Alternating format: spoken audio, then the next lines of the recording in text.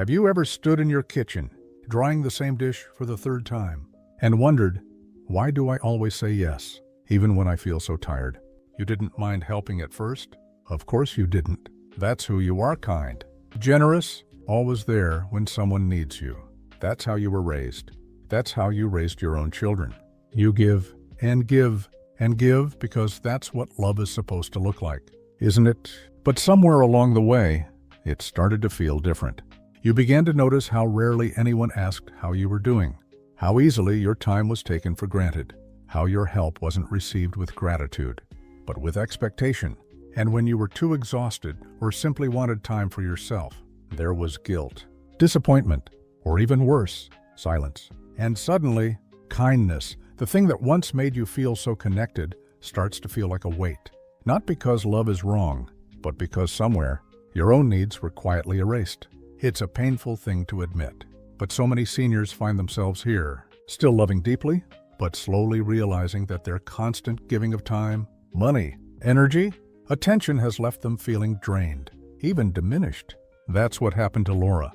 She's 68, a retired secretary with 2 sons and a heart as wide as the ocean. When her eldest lost his job, she opened her home to him.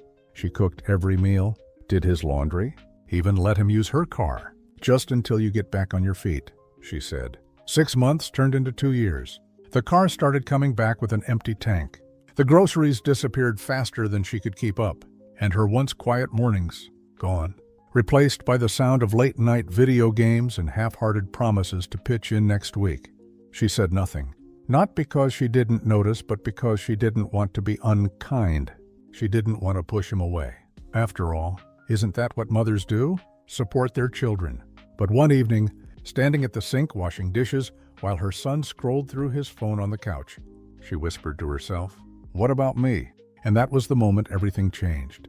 She didn't throw him out. She didn't yell or cry. She just sat down at the table and said, "I need my life back. I love you, but I can't give away all of myself anymore." That was one of the hardest conversations she ever had, but also one of the most important.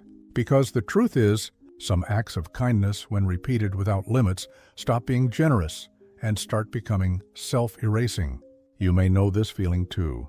Maybe it's when you're always babysitting the grandchildren, even when you're unwell, or when you're loaning money you can't afford to lose, or when your phone rings only when someone needs something and never just to ask how your day was. These patterns don't come from cruelty.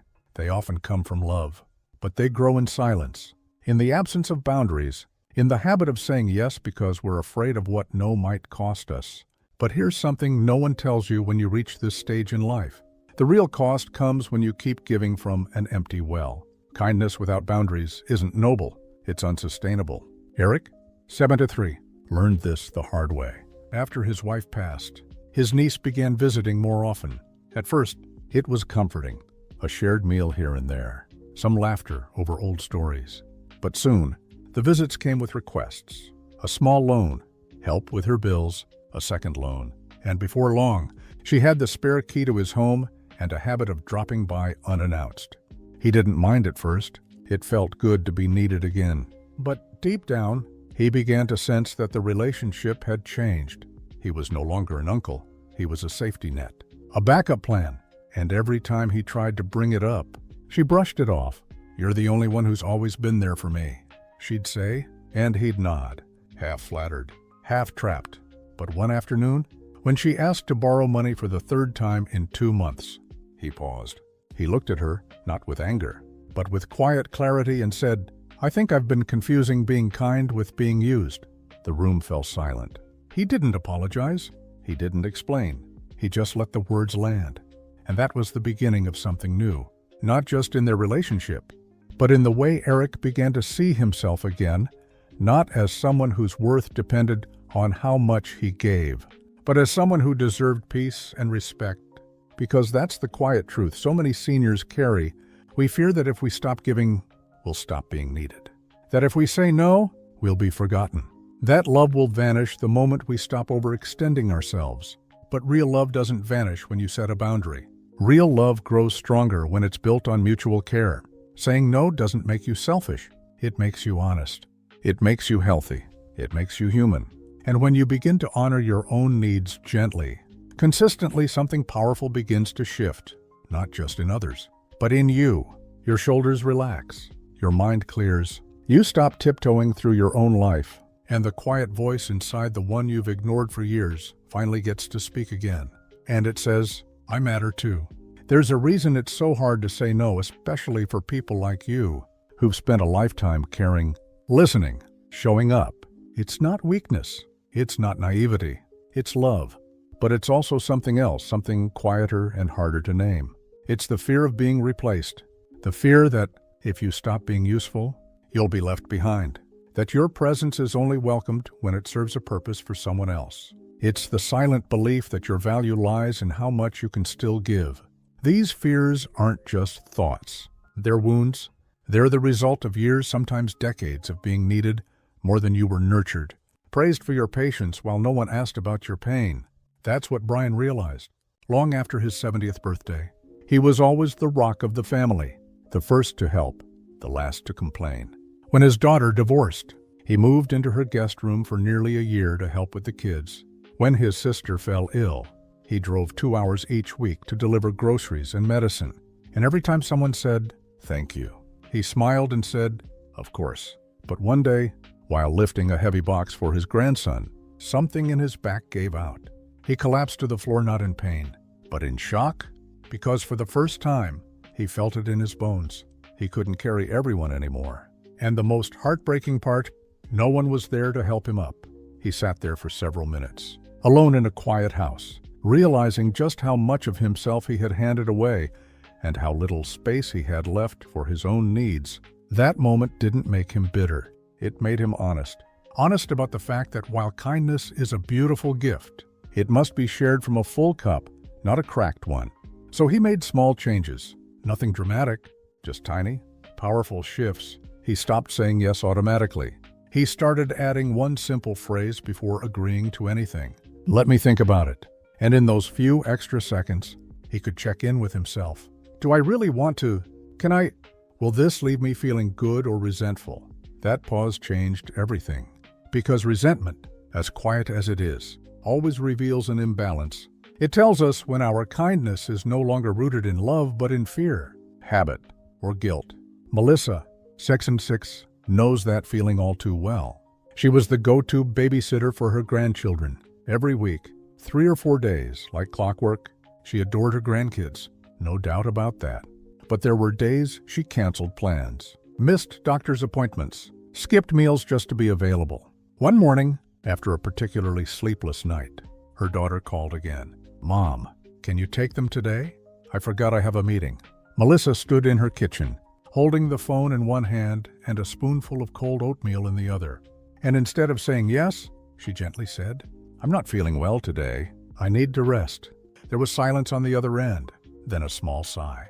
And then, okay, Mom, I'll figure something out. That was it. No guilt trip, no anger, just space for someone else to take responsibility.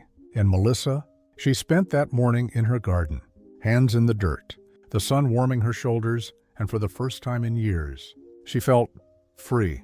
You see, when you say no from a place of self-respect, not anger, not punishment, just clarity, you're not pushing people away. You're inviting them to step up, to contribute, to stop assuming that your love equals unlimited availability.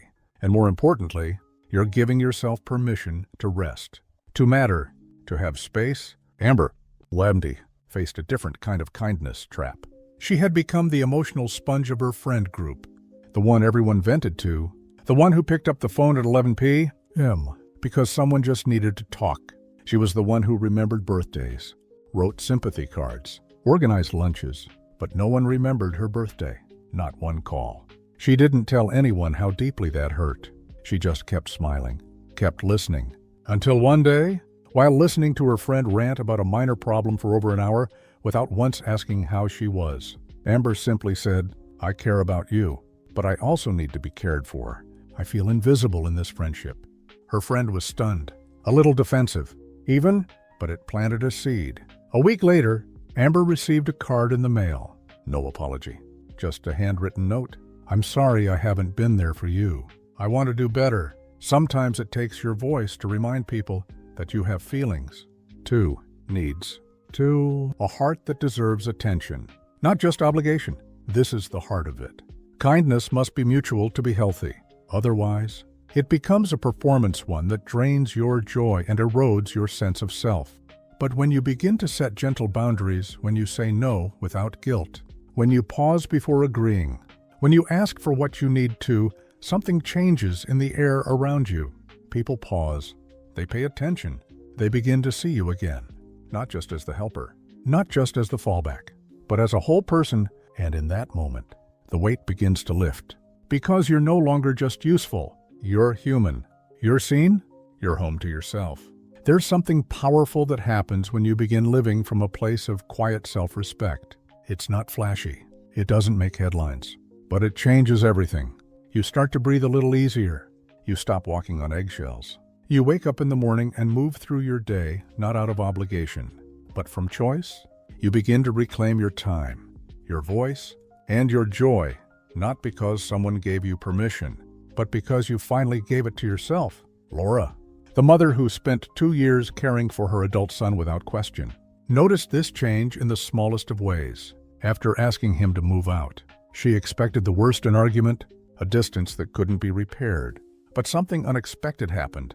He got a part-time job. He began cooking for himself. A few weeks later, he called her not to ask for anything, but just to say hello. There was something in his voice she hadn't heard in a long time. Respect.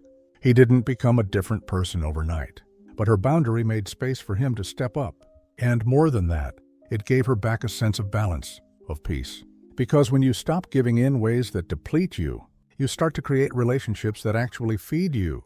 Eric, the uncle who had loaned money again and again to his niece, started spending more time in the library near his home. He joined a small history group, just 5 or 6 retirees who met every Tuesday to share books and stories. It was simple, nothing glamorous, but week by week, something changed in his posture. His voice grew steadier. He laughed more easily. He began to remember that his wisdom, his presence still held value, even if it wasn't always recognized by the people closest to him. That's the beauty of boundaries. They don't just protect you, they restore you. And they don't always look like saying no. Sometimes they look like saying not right now, or I need time to think, or even just walking away from situations where your kindness is mistaken for obligation. Melissa, the grandmother who spent nearly every day babysitting, noticed something remarkable once she started reserving time for herself. Her daughter didn't fall apart. Her grandchildren didn't resent her. In fact, they began to see her as more than just grandma. They noticed the books she read, the plants she grew, the walks she took by the lake. They began to ask her questions not just for help, but for advice, for stories, for connection. Because when you live for yourself again, the world sees you differently. Not because you're trying to prove something, but because you're grounded, alive, present. And that presence, it's magnetic. People are drawn to those who know who they are and what they stand for, not in a loud, confrontational way, but in that quiet, unwavering way that says, I know my worth. I don't need to explain it. I live it. Amber, who once felt invisible in her friendships, began attracting new kinds of relationships. A neighbor she used to only nod to in passing now invites her over for tea. A woman she met at the market struck up a conversation that led to weekly walks. These weren't grand gestures, just simple moments of being seen and seeing others. But none of that would have happened if she hadn't first made room. Room in her schedule, room in her mind, room in her heart. Room that used to be filled with constant giving, constant listening, constant overextending. This isn't about becoming selfish. It's about balance, because kindness is most beautiful when it's shared in both directions, when it flows from a full heart, not a tired one, when it's an offering, not a survival strategy. You were not born to be a servant to everyone else's comfort. You were born to love, yes, but also to be loved, to care, but also to be cared for, to give, but never at the cost of losing yourself. So if you've started making these quiet changes, if you've begun saying no without guilt, or asking for what you need, or simply taking a walk by yourself without checking if someone else needs something from, this, you are not becoming harder. You are becoming stronger. You are not pushing people away. You are inviting them to meet you where you really are. And those who love you will rise to meet you. Maybe not right away, maybe not perfectly, but eventually they will feel the shift in your energy, in your peace, in your presence. And even if they don't, you will still be okay. Because your dignity no longer depends on their approval.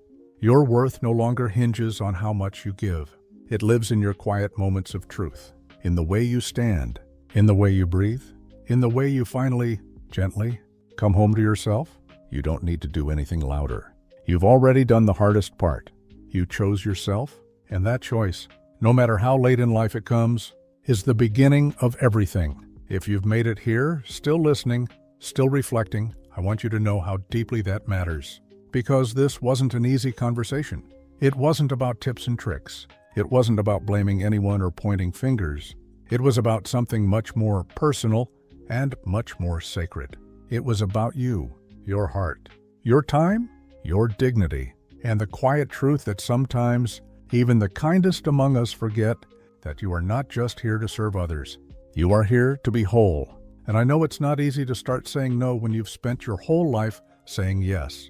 It's not easy to protect your energy when you've been taught that love means selflessness, even to the point of emptiness. It's not easy to start drawing boundaries when all you really want is to feel close to those you love.